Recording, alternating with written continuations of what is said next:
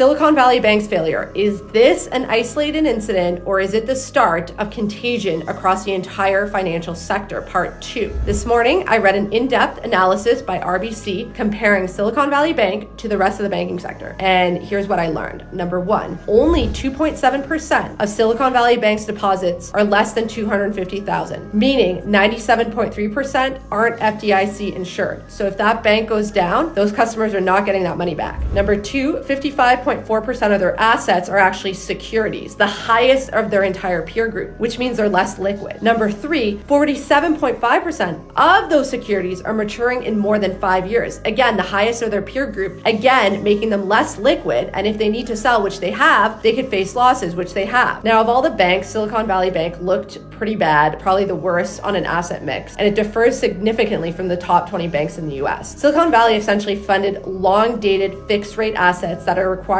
to be marked to market with variable rate funding, that's customer deposits, in a rising rate environment. This is toxic, and there will be follow-on effects. The Silicon Valley Bank situation is likely not contained. As of an hour ago, they announced they couldn't raise equity capital, and now they are searching for a buyer. It's essentially a fire sale. And if they can't find a buyer and they failed, it would be the second largest failure in US history for a bank and the largest bank failure since 2008. And what's really messed up is that the CEO sold 3.57 million of stock within the last 2 weeks. He didn't know that something was wrong. It's totally bogus. But I don't think that we have grounds for contagion like 2008 because the rest of the banks and their balance sheets look in good condition. Make sure to hit that follow button if you like insights like this.